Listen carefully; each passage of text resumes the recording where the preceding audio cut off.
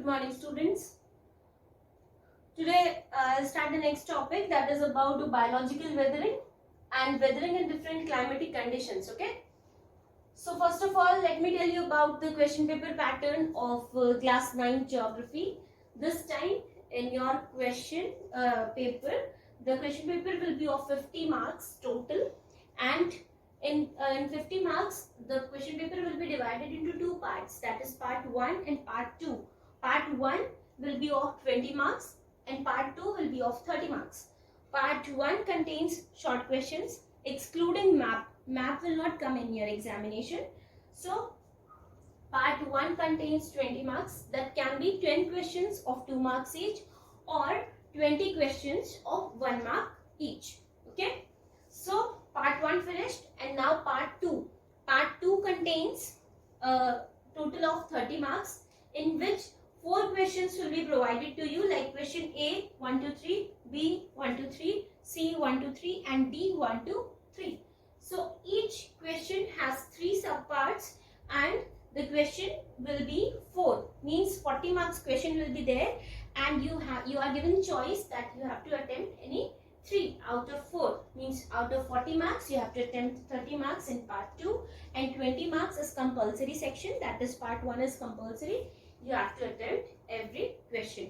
And second and most important thing, children, that you according to the marks allotted in front of each question, you have to write the answer according to the marks and according to point. Okay, don't write the answers in paragraph.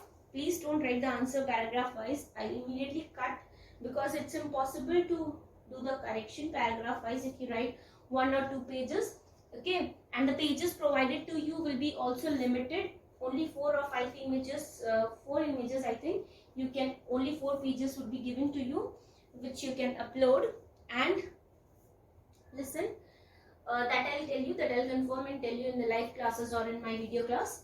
And don't write the answer paragraph wise. Whatever points are get there, like if it is 4 marks question, then 4 points, 3 marks 3 points, 2 marks 2 points.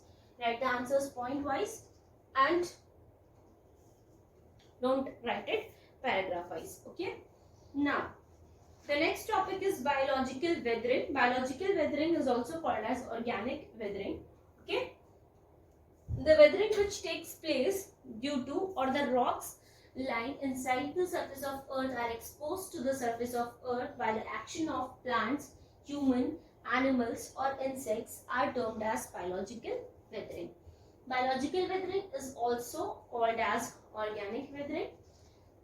By plants, how biological weathering takes place. Roots of some of the plants, children, they penetrate deep inside the soil, and when they penetrate deep inside the soil, they break the rock, they disintegrate the rocks present inside the soil. So like this biological weathering occurs.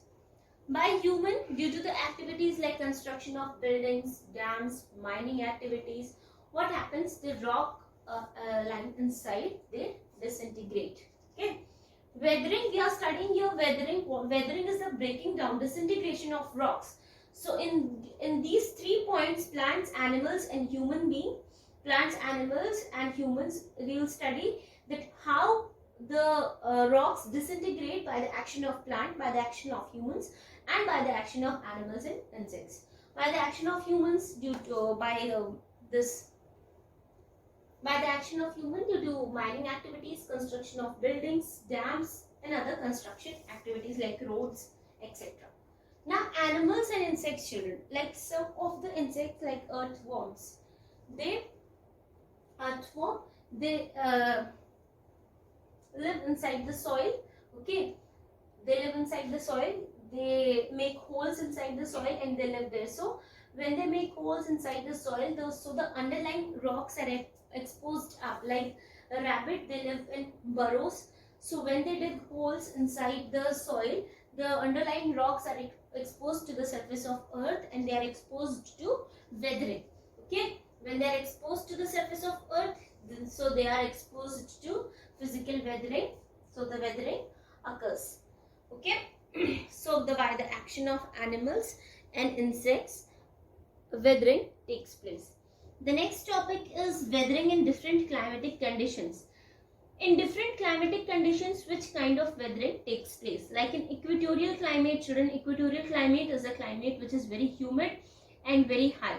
So chemical weathering is most active in these regions. Tropical climate, it is dry and wet season. Heating and cooling takes place. So physical weathering is most common here. And dry climate